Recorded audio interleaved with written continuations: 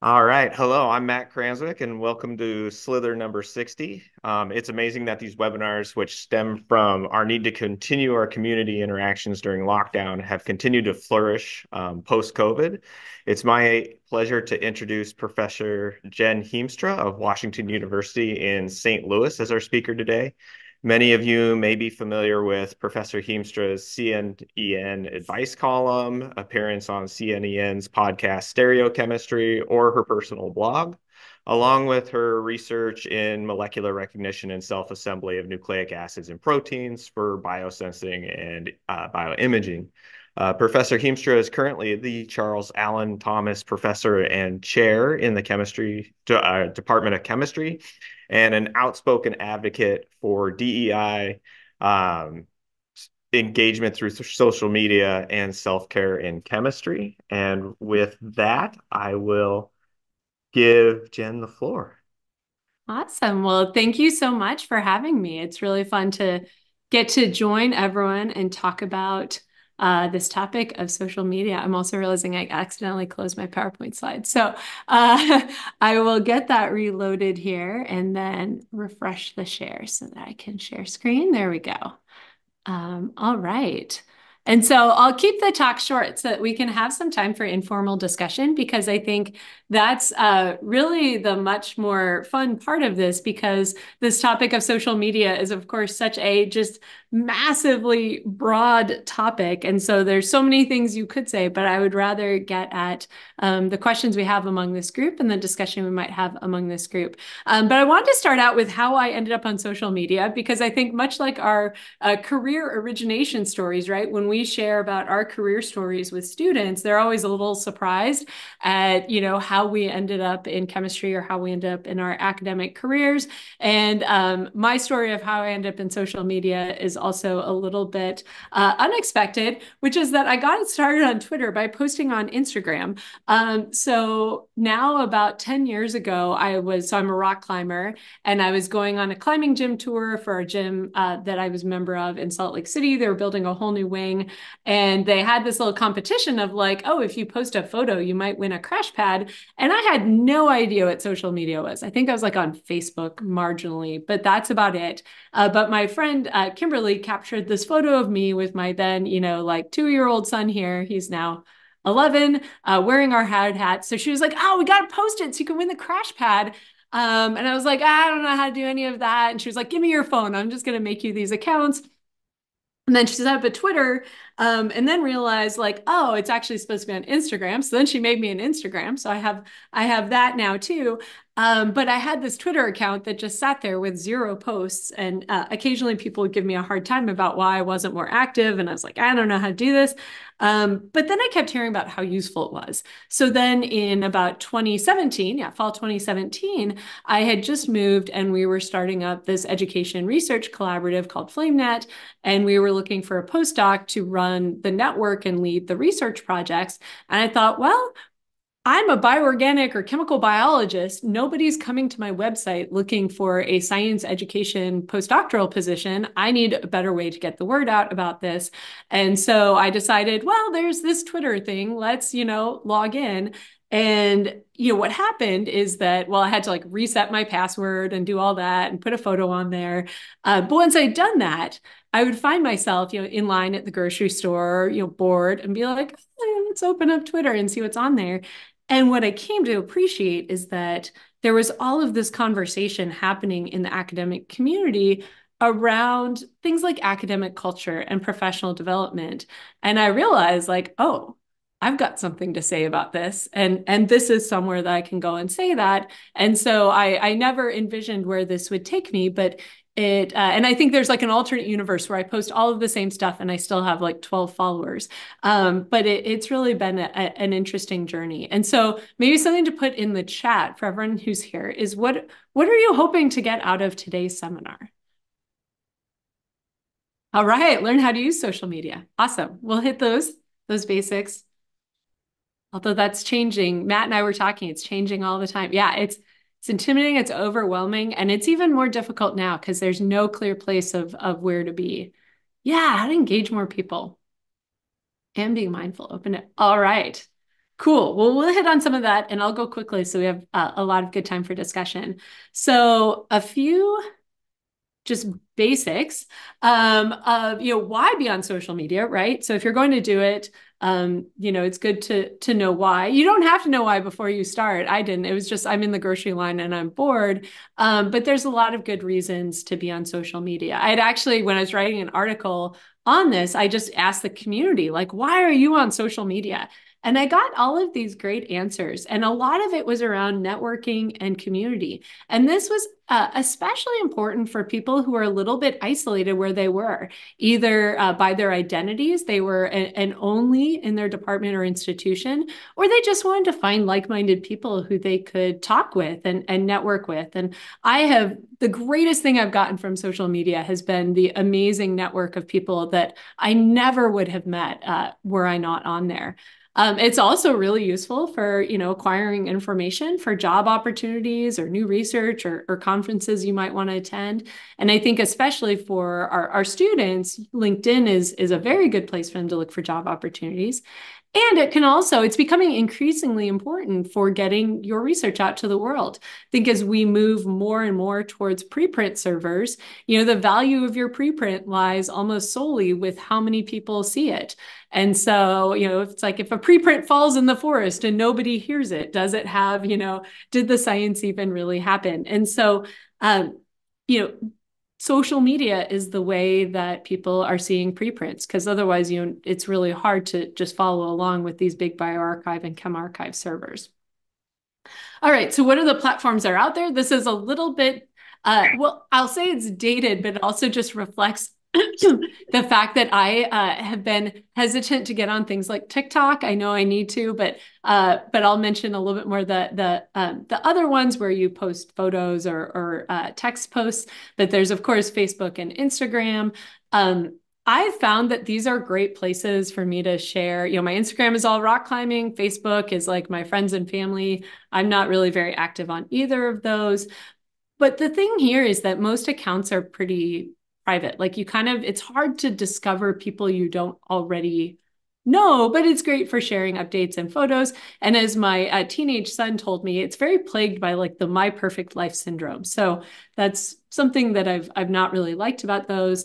There's LinkedIn, which is much more professional, of course, really, really useful for folks in industry. And I used to say that academics are generally less active, but that is rapidly changing. I think we're seeing LinkedIn become much more of a gathering place for academia, especially with everything that's happening with Twitter and that becoming less of a place. In fact, we were talking at the start here that RSC Poster, kind of the world's largest, scientific poster session moved this year from Twitter over to LinkedIn. And so I think that that's a little bit of a sign that that might be the place that a lot of the academic community is going to migrate to. And then, of course, there's Twitter, which used to be kind of like the place for the academic community to gather, but is complicated now, right? But it still stands that most accounts are public. You can see content from people you don't know, but the really unique thing about Twitter is the way that your message can get amplified and go viral and reach an audience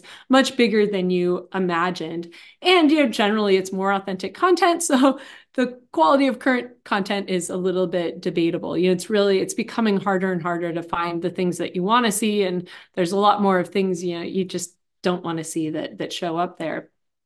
But I will focus a little bit more on Twitter, but most of what I'll say is general across all of these platforms. Just an example I love to show about the power of Twitter is my good friend Lou Charkoudian, who's at Haverford College.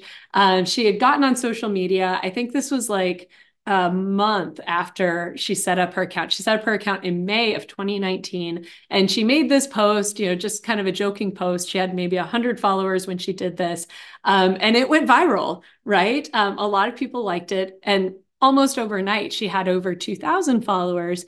But she's such an amazing person, and what ended up happening is now she had this bigger platform where she could post about things that she really cared about, about like supporting her students by writing letters of rec or posting about the research that the students in her cure class are doing. And so she's really harnessed this visibility in order to get a positive message out there. And so I think this is a really great example of kind of one of the benefits that you can have on this platform where things can go viral so quickly. All right, so how to get started. Of course, every platform is different, but all of them are still kind of the same. Here's two of my favorite accounts that are out there. You've got some sort of a homepage. On Twitter, you've got your profile photo and your banner photo, and you've got your name, but then you've got some sort of a handle. LinkedIn is a little bit unique on that. And then you get to have some form of a bio as well. And then you'll have a feed, which is where you're seeing posts from people that you follow, right? The important thing, if there's one thing you take away from what I say today, it's that I think social media can feel very intimidating. I often hear people say their greatest concern is that they're just worried about the time that it will take, or they're worried about, kind of getting sucked into something that they don't want. But you really have a lot of power to control the experience that you have there, right? There's all different levels of engagement. You can kind of sit back and just see what's there and like stuff. I mean, I go through and if I need some encouragement, I just log in and see people who are like announcing their graduations or their jobs or their awards, and you get to like it and be like, yay, congrats, I'm so happy for you, that's wonderful. It's kind of a nice feel good way to be part of the community and be out there just encouraging others. You can retweet. If you see something that you really like that really aligns with your values, you can, retweet it and give it a little bit more visibility. You can comment, that's another level up. And that's, sometimes just a, hey, congratulations. Or it can be diving into a conversation about something that someone has posted or asking questions. You can quote tweet. So if you see something you like and you want to have a comment, but you want that comment to be a little bit more public, you can basically quote tweet where you have your comment and then their original post below it. And then when you're ready, you've got something to say and you want to say it, then you can start posting. But again, you get to choose the experience, right? You can decide how involved you want to be and how much time you want to spend. I will say I never spent that much time on social media. I spend a lot more now that I'm a department chair because I have a lot less time. And so it's something that has slipped off my radar a little bit. But when I think of something I want to share or something happens that inspires me to write something, I can log in and share that, right? And you can change that commitment at any time. You can say, I've been on social media a lot and it's not making me a happier person. I'm going to take a month-long vacation from it and come back, right? And, you don't owe anyone anything, no matter how active you are, even if you're posting every day, you don't owe it to people to keep doing that. It's your choice whether you want to continue doing that. And while this is changing some as the algorithms get, broken and repaired, you do still cultivate the content that you see, largely by who you follow and what you like. And so one of my friends at one point said, I need to get off social media because it's all just people bragging about how amazing they are. And I was like, really? My social media is just all of us talking about our insecurities and failures. And I was like, oh, it's probably who I like and what I like and who I follow. And so if you don't like the content, you might need to, change some people you follow or change what you like and what you don't. And then if you're thinking about getting on social media, the last thing I want to leave you with is just a little bit about message, because I think a lot of the, social media guides or whatever out there kind of say you need to choose your message before you start, right? And I just totally disagree with that. I think this makes social media this intimidating, kind of impenetrable thing if you have to have it all figured out before you start, right? We're researchers. If we said, oh yeah, you have to have every step in this project figured out before you walk into lab and do your first experiment, you'd be like, oh, that's it, I give up. Like that's never going to happen. And social media is the same. You just need to kind of like have a plan, but then wade in, be willing to make mistakes, learn from those mistakes and keep going.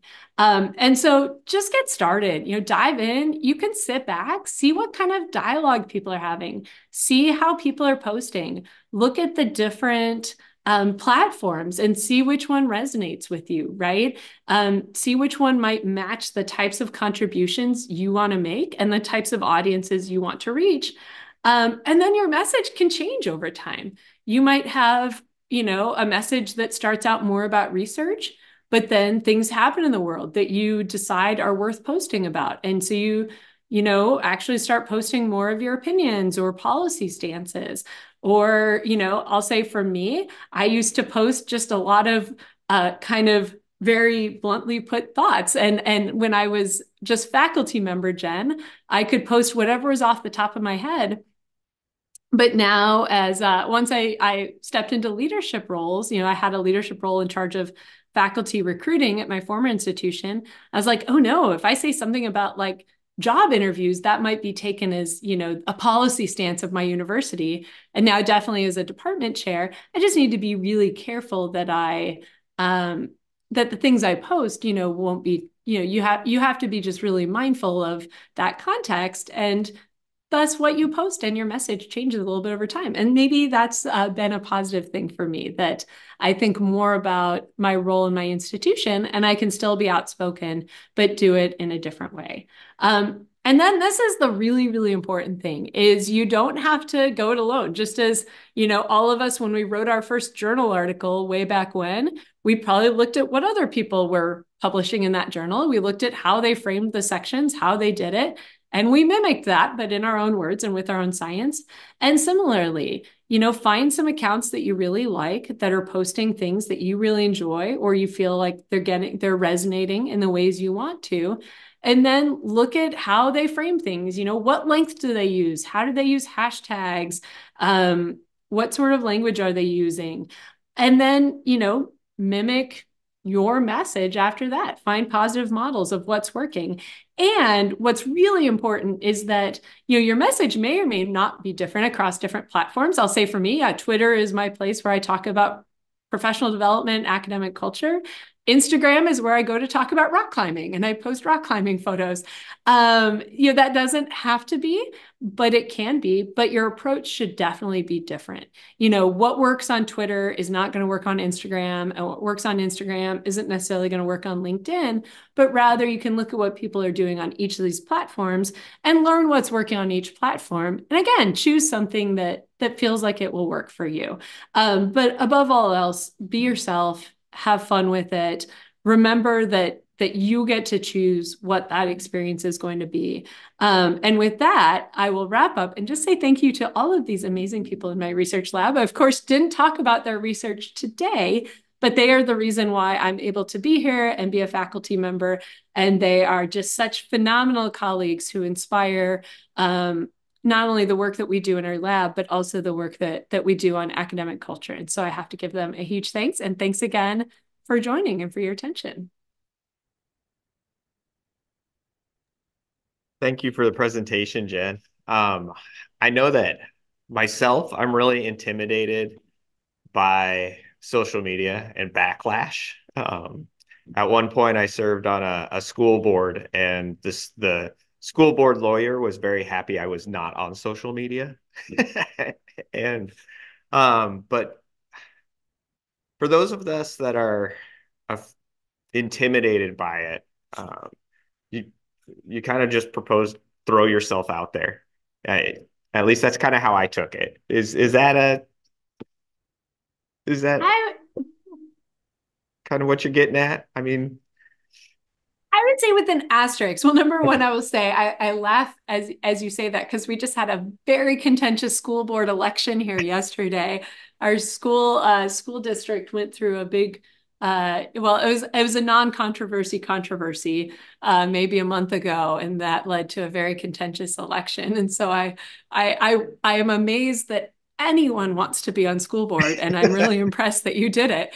Um, I would say my message is probably to just don't be afraid to wade in. Like, don't be afraid to just create an account and start watching from the sidelines. Mhm. And if you want to post, post. But I'd say the other side of that comes back to, again, you don't owe anyone anything, just because you're there and watching what other people are posting or liking their posts. That's a totally fine way to engage. And if you never feel comfortable posting, then that's okay. Or you get to choose the experience that you're going to have. Like if you are posting about a professional development activity at your university, right? Like it's really hard to think of. Well, one of my favorite social media posts of all time was one that was on Twitter, and someone said, nice little tweet you got there. Wouldn't it be a shame if someone showed up and interpreted that in the least charitable way possible? And so it's kind of a lesson in literally almost anything you post, there's a way to find something objectionable about it. But at the end of the day, like if you're posting about events or you're posting about a paper you wrote, those are pretty safe topics. If you're going to dive in and talk about things that hinge on the more personal side of science, yeah, sometimes those can be a little bit more contentious. Two really important things that I've learned along the way. One is that your university communications office, depending on the type of university, but often they've got your back. Like, especially if you do research, say in energy, and you make a post about clean energy and people who are climate change deniers get a hold of that and just, it runs wild with that. Usually they're there to help you out through Mhm. that. They're if you're posting in your professional capacity about your professional scholarship, they'll have your back and they'll largely probably just say like, don't worry about it. Just like, get off of social media for a week and let it blow over. But they're there for you through those things often. And also it's really been a good in a bad way, it's been a good learning experience, I will say, for me personally, for leadership, because you're never going to be able to say anything meaningful in this world that every single person with every possible life experience will agree with. Mhm. And it's an opportunity to then learn, to learn how to say things in better and better and more inclusive and more sensitive ways. And we're all on that growth curve. And so it's a really great opportunity to continue learning and growing in that. It's also, you know, an opportunity to just develop a sense of, I'm going to do the best I can. And maybe not everyone's ever going to be happy. There will always be someone, I have some people where no matter what I post, they will come in and make a snarky remark about it, right? It just is what it is. But it's like been good learning to be like, okay, well, in leadership, it's the same thing, right? In leadership, you're going to have to make decisions where you're doing your best, you're making decisions aligned with your values, and maybe someone isn't happy about it, but it's been a good lesson. And like you have to just be able to say, okay, well, I'm doing my best. I'm living out my values. When I mess up, I'm going to apologize and make it right. And if for some people that's not enough, um, then I'm still going to be able to sleep at night, Mhm. right? And I think that leadership is very much like that. None of us, nobody in this world is perfect, and we're all going to make mistakes. Yeah. And if we're not allowed to make mistakes, then we're never going to be able to do anything. Thank you. I'll open it. If anybody has any questions about social media or comments or for Jen, please feel free to pipe in. I don't know if I'll, you wanted to. Oh, go ahead, Barb. Yeah. yeah, I was just going to jump in with a personal opinion question because I know there is no right answer to this.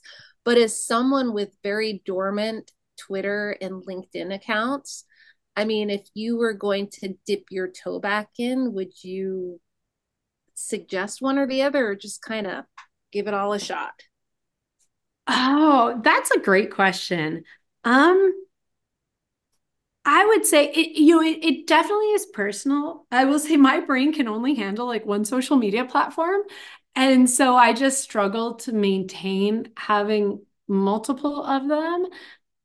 And or at least in different contexts. Like the only time I'm on Instagram is when I'm at the climbing gym and I'm like, okay, I need to get stoked. So I'm gonna go watch some climbing videos and I'll log in. So I think, if you're someone who can like hop around between multiple ones, there's certainly no harm in doing that. I'd say, right, especially at this moment, if you're thinking about dipping your toe back in, I would just spend a little bit of time, maybe give it a week of scrolling through Twitter and seeing what you're seeing, and scrolling through a week of scrolling through LinkedIn and seeing, and then make a decision which one is resonating more with you based on that, and then choose to invest your time there.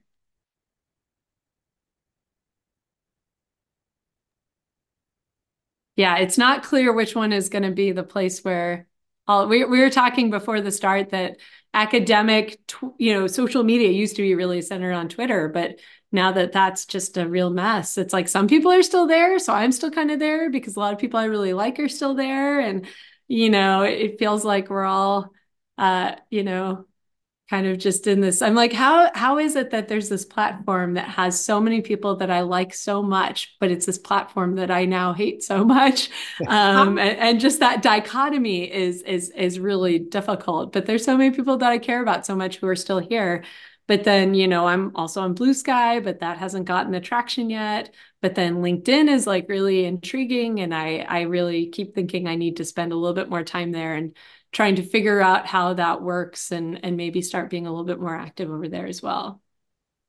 From your perspective, have you seen Twitter change a lot with all of the changes that have happened over the past few years? Yeah, I have, in that, certainly a lot of people have left. I will say that for me taking, so I started in the job I'm in almost 2 years ago in summer 2022. And so that almost perfectly coincided with the change of hands of Twitter. And then I got like, it was just a hectic time with the new job and all of that. So I was a lot less active on there. It was also a convenient time. And I just needed a break from social media for a lot of different personal reasons too. But I will say that it's very different now because the algorithms, the previous algorithm no longer exists. That, you can either see whatever they feed you based on what you have liked, or you can see what I gather is just a chronological timeline of everyone you follow and what they're posting. And what's missing is that more cultivated algorithm based, we see that you like these sorts of posts, or these are people whose posts you often like. And so we're going to give you more of this, but also some content that's new to you. I feel like that was a great way for me to keep up with people who I really liked seeing what they were posting, but also to get exposure to new people. And that's just gone. And neither of the current versions give me the content that I want. And I've heard other people say this too. So it feels like we're all still there, but like we're kind of wandering around in a dark room trying to find each other, and it's just a lot tougher to have that sense of community and engagement that used to exist. Thanks. Yeah, hopefully they fix it. I keep hoping someone else will buy it and repair it to once what it once was, but I feel like those hopes slip away a little bit more with every couple of months. Yeah, I know that. So as we were talking before we actually started recording, I am more active on LinkedIn as a professional uh, social media platform. Um, I, Twitter, I could never get it. There's too much. It was almost like Mm, sensory overload.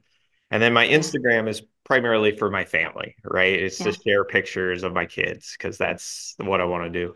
But I'm looking more at kind of videos through Instagram to engage Mm, people on the research or the work that we're doing. One of my colleagues hopped on a little earlier, and I would love to show kind of how his research develops in our facility as we move mm, forward, and engage a larger community through that platform.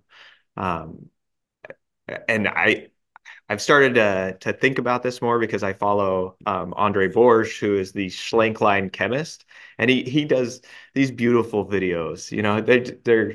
They're just they're Yeah. great. As long as you are into Schlenk lines and Schlenk line chemistry. So yeah, to me that seems like a place where I would fit in. I'm a Yeah. reluctant And Twitter I person. think you can cross post, like if you do Yeah. short videos on YouTube, I think that you can cross post those on Instagram and then it can draw more people to your YouTube channel as well, and vice versa. That's what Ionic Viper needs. Barb, who's got the Instagram? You're muted. I'm wondering if we have Instagram. Yeah. So, Yeah, I know a lot of people who do videos are on TikTok as well, but mhm. it's a very specific type of video that seems to get traction there. Yeah. Yeah, the shanties, right? Everybody's singing their laboratory shanties. So, Mm, yeah. Maybe that was more of a COVID-19 thing. So, yeah. uh, I don't know if you wanted to revisit the chat at all. I think you've hit upon some of the things in the chat pretty well. Um, I did post in there about being more mindful of cultural Mm, differences. I know in your advice column, you've kind of offered some perspectives on DEI, and that's one of the things. I used to be at a Hispanic Serving Institute, and when I came in, I was not mindful of it. And it took me a mm, really long time to understand the cultural differences in a community that was primarily Hispanic and trying to, coming from what I consider a privileged background to something different. Um, how much time and effort when we're posting, maybe not necessarily about research, but about opinions should we be taking? Should we be drafting and redrafting our posts, or should these be more genuine? yeah. Or can they be both?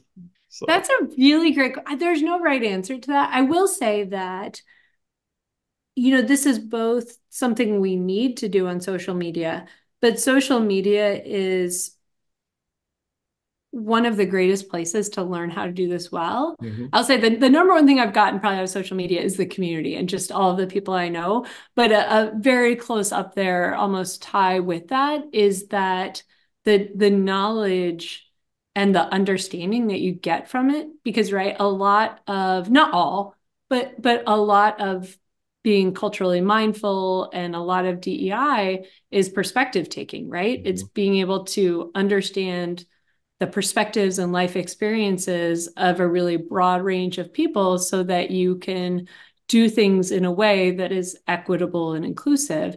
And one of the best ways to learn perspectives is just listening to the life experiences and listening to the personal experiences and opinions of other people. And of course, for people who are from historically marginalized groups, you don't want to re-traumatize people by being like, okay, tell me about your life experience. Any of us who have hard life experiences, but social media is a place where people are talking about those things openly. And so I think it's already people are putting that out there. And so it's a way that you can learn without having to ask anything special of anyone. And so that has been really, really helpful for me. And it's just the cutting edge of like where DEI is at. There's one point before ACS was letting you print your pronouns on your name badge. I still haven't figured out how to do that, so I like draw them in now. But I think I posted something like, why didn't ACS just like, or what do conferences? And single ACS, I just said, why don't conferences like ask you your pronouns when you registered so they can put them on your badge? And someone chimed in. A lot of people are like, yeah, that's a great idea. But someone was like, no, no, actually, that's not how you want to do it because maybe someone's pronouns will change between when they register and when they show up. So it's actually better if you have stickers at the check-in booth so that you can choose on that day when you pick up your badge, what your pronouns are and what pronouns you want people to use. And I was like, oh, like I learned something. That's really important. And that is an even better best practice. And so I think it's an example of how there's just all of this great knowledge and wisdom and understanding that we can gain from social media. And then the goal is to always be, using that to be more and more and more mindful in what we post. I'd say that how much time you put into it, this falls into the none of us haven't, the more time you spend on that, it's less time with your family or whatever. So you have to have boundaries. And I think it's in some ways a little bit similar to anything we do. You could always spend infinite time mentoring any individual or making a paper perfect before it goes out. But at some point, we just have to say, okay, this isn't perfect, but it's going to have to be good enough in order to balance with all the other things I need to do. Yeah. Oh, thank you. I appreciate your experience and your viewpoint with regards to that. So yeah. And there would probably be people who would disagree with me and say, if you can't, I'm sure there are people on social media who'd say, if you can't make a perfect post that's perfect for everyone, you should never post anything. I'm like, okay, well, that's an opinion. And I think there's it's hard to say anything meaningful. Actually, one of the toughest things about it is that there's this gap between how things are and how they should be. Mm-hmm. And that's one of the really tough things on social media, is to try to talk about things in the reality of how they are, but without excusing that gap between how they should be. I can see that. Oh, well, thank you, Jen. See if anybody else has anything they want to chime in with. We, oh, hey, Tom. Hi, how's it going? Good. How are I've you? good. I've been listening, and I came a little late, so I don't know if you guys have already covered some of this already, but one of the things that I'm really interested in social media and science specifically is on YouTube. There's tons of sort of like what you're talking about with Schlenkline on the chemist on Instagram. There are a million science channels on YouTube. In fact, it can almost rival, if you know where to look, it can rival a university education if you go to the right channels. Like there's some Yeah. really, really good stuff out there. Um, and I've always had this idea of always wanting to have a channel and post stuff and do that sort of thing. But obviously that takes a lot of time and that's a lot of effort. And also there's sort of some weird, I don't want to say like conflicting uh incentives, but like for example, if I make a YouTube channel, who am I representing? Am I representing my institution? Am I representing myself personally? If I get money from that, is that entirely like if I'm sponsored at some point, would the sponsorship money go to me, even if I'm talking about stuff that's related to my institution? Or like, navigating that, I don't really know how that works necessarily, especially as being starting to move into more of a public persona is something that I don't really know how that works if I were to go into that. So I don't know if you have any comments on that. Yeah. Oh, that's a really great question. And I think it's a really interesting point, because in the sciences, we don't do much that where we get compensated for our time. We've almost been like, gaslit into doing all of these extra things for free by academia, by academic structure. I would say I would view it in the same zone as, say, if you were consulting for a company, right? You're certainly drawing from your knowledge from your position, but you're allowed to go and use that knowledge in other ways to do things that are beyond your job duty. And then that's just you acting as an individual who has all of this knowledge. There's certainly, you can always say like, oh, I don't represent my institution, tweets are mine or whatever. It never really, you can't ever separate those things completely. But an example that I like to think about, I think about this more and more because I wrote a book and it'll come out next year. I'm thinking about this, but I'm like, oh yeah, people like we write journal articles. We don't get paid for those. We write them, and then we raise the money to do the science, and then we spend our time writing them, and then we pay to publish them often, and we get nothing back.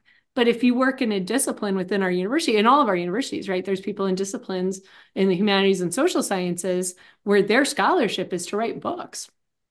But then when those books get published, especially if it's a trade book, they'll make the royalties on it. And from everything I know, people just get to keep those royalties, even though writing the book was kind of part of their scholarship. If anyone ever watches this and is from the humanities and social sciences, they're welcome to correct me on this. But my understanding is that that is the case. And so I think maybe that's a really, really good analogy there. Yeah, no, good to think about. Yeah, thank you. And certainly, people use their professional position in order to establish their credibility to write that book, but then they still get to, collect whatever, 90% of books like never make enough to get royalties. But when it does, I think that they collect those. Yeah, I would also say that even scientific textbooks will have some Yeah. amount of royalties associated with them. So if that is part of your scholarship as a scientist, yeah, you would be collecting on that. So Yeah, similar to in the Right. interesting.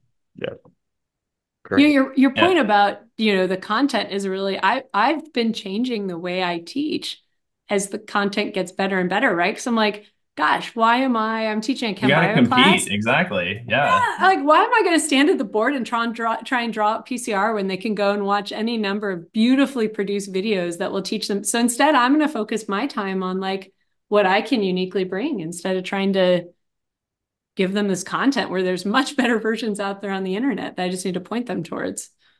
Well, and I also think an interesting thing about, teaching students these days is, especially if they are watching videos like that, somehow, these YouTube videos, because they have to get popular, they figured out how to talk about these concepts in a very engaging way for 5 to 10 minutes or however long it is, right? And so you really almost can't compete with how good this is because if you were that good, then you should just be putting those up on YouTube and be making money yourself, right? So it's really hard to, you have to kind of complement that, but then there's also the psychology of, students are used to watching stuff Hmm. with an attention span of 5 to 10 minutes, or even worse with TikTok or something like that, a lot Yeah. shorter. So you have to be engaging, you have to be a little bit more dynamic, you have to do things with a little bit more, you have to have the grabber, as they call it, in when you're writing your papers or whatever. You have to start with something engaging, but you have to keep it engaging. So you have to keep doing that. So yeah, like the format of teaching, I think, is going to be shaped a lot by how things are shared online, I think.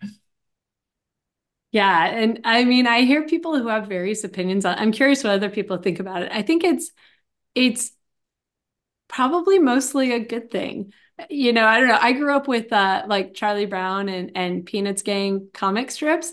And I feel like even, whatever that was 40 years ago, right? The joke of the teacher being like, wah, wah, wah, wah, wah, wah, wah. It's like even 40 years ago being lectured at was terrible. We just didn't really have other alternatives. And now that there are other alternatives, students want different.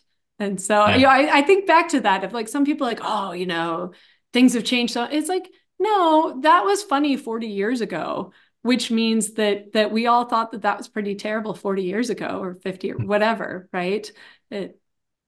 We just didn't have YouTube back then or Khan Academy or whatever. Yeah. I love that you pointed that out because that is it's just so true.